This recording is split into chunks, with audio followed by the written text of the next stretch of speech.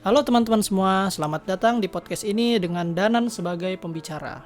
Pada kesempatan kali ini, silakan teman-teman menyimak jika memang berkenan, karena saya akan membawakan materi yaitu dampak COVID-19 terhadap kehidupan masyarakat. Seperti yang kita tahu, COVID-19 ini yang merupakan singkatan dari Coronavirus Disease 2019 bukan merupakan penyakit yang biasa-biasa saja. Dia bisa dibilang sebagai salah satu penyakit yang istimewa.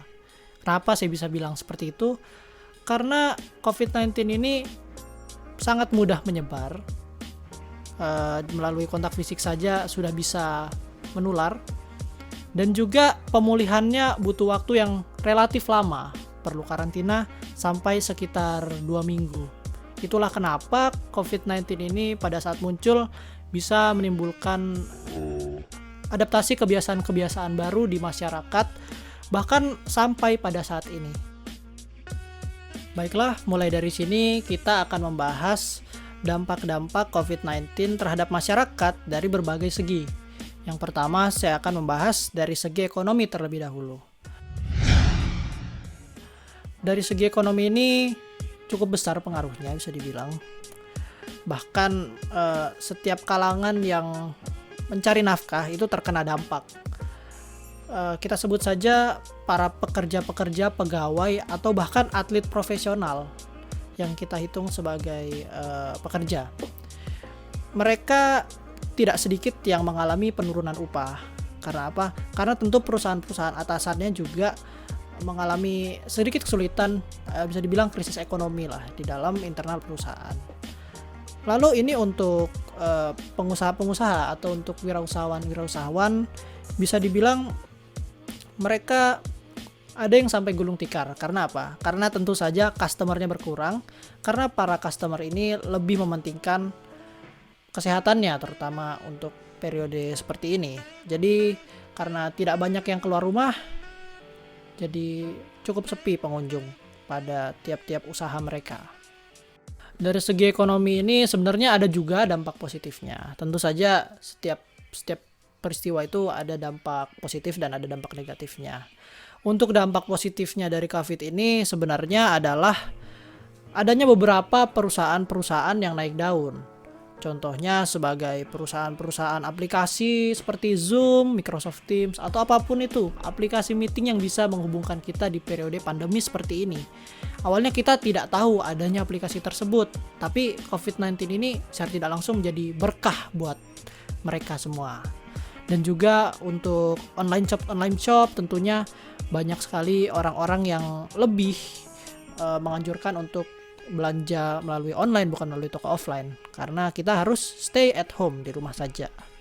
Lalu juga untuk perusahaan-perusahaan kesehatan seperti perusahaan produksi masker, perusahaan hand sanitizer, dan perusahaan-perusahaan lain yang tidak bisa saya sebutkan satu persatu.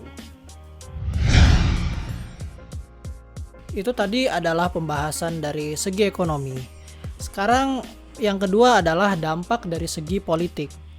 Sebenarnya dari segi politik ini saya tidak akan banyak angkat bicara, karena seperti yang kita tahu politik ini merupakan topik yang cukup sensitif, dan nanti bila saya ada salah bicara saya malah akan membuat video selanjutnya, dan saya tidak mau itu terjadi.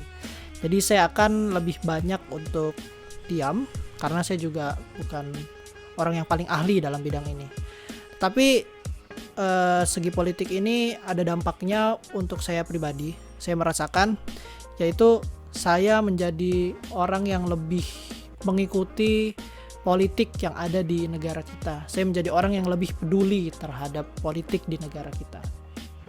Mungkin buat teman-teman juga merasakan hal yang sama. Selanjutnya kita akan bahas dari segi sosial. Dari segi sosial, dampak negatifnya dulu.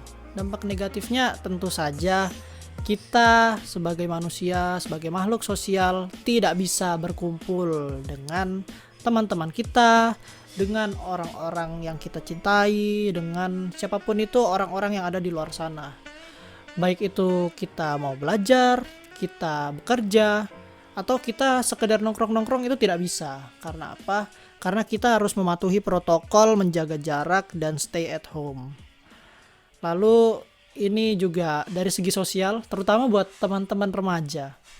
Dalam hal percintaan, COVID-19 ini secara tidak langsung membuat menjadi sedikit rumit.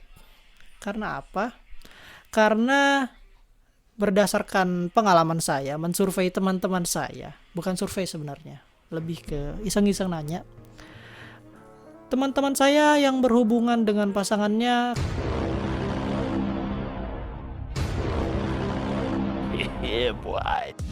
saya tanya, gimana perkembangan hubunganmu dengan dia? Ya, jawabannya adalah udah nggak pernah ngasih kabar, sudah nggak pernah komunikasi. Lalu ada yang udahan, dan ya cukup menyedihkan sih. Memang kalau untuk percintaan ini ada yang bisa melewati dan ada yang tidak bisa. Anda yang mana? Ya silahkan dijawab sendiri. Dari segi sosial tentu saja ada juga dampak positifnya. Yang sudah jelas dampak positifnya adalah kedekatan keluarga yang semakin erat. Tidak bisa dipungkiri sebelum adanya COVID, pasti masing-masing anggota keluarga memiliki kesibukannya masing-masing. Ada yang dengan studinya, ada yang dengan pekerjaan, dan lain-lain. Nah, dengan adanya COVID-19 ini, semua kegiatan yang harus dipaksa dilakukan dari rumah, tentunya juga membuat komunikasi antara anggota keluarga menjadi lebih sering. Dan akhirnya semakin dekat, dan semakin mengerti satu sama lain. Selain itu, sebagai masyarakat, kita semua juga menjadi lebih peduli terhadap kesehatan kita. Dengan adanya COVID-19 di luar sana, tentu saja kita tidak mau terkena penyakit yang lain dong. Jadi kita lebih sering berolahraga, kita lebih menjaga pola makan, dan itu saya rasa adalah hal-hal yang sangat baik dan harus diteruskan agar kita bisa terhindar dari COVID-19 dan penyakit-penyakit yang lain. Dengan segala penjelasan yang sudah saya sampaikan tadi, memang pada saat ini banyak sekali kegiatan-kegiatan yang tidak bisa kita lakukan.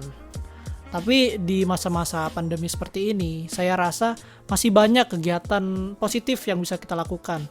Menurut saya, pada masa-masa seperti ini, kegiatan-kegiatan positif yang bisa kita lakukan adalah apa saja kegiatan yang tidak memicu keramaian.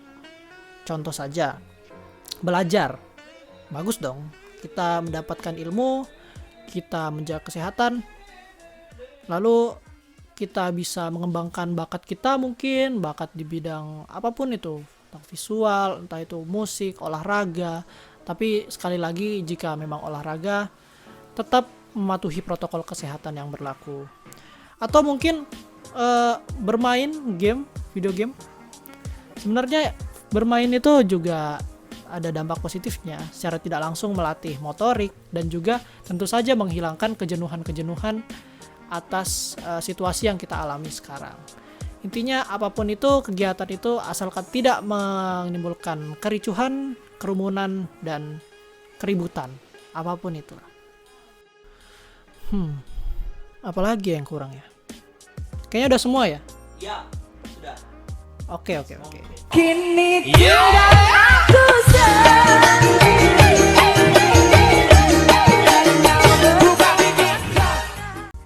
Sudah semua.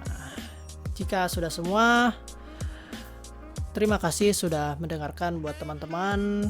Harapan saya semoga pandemi ini dapat segera berakhir, lebih cepat, lebih baik.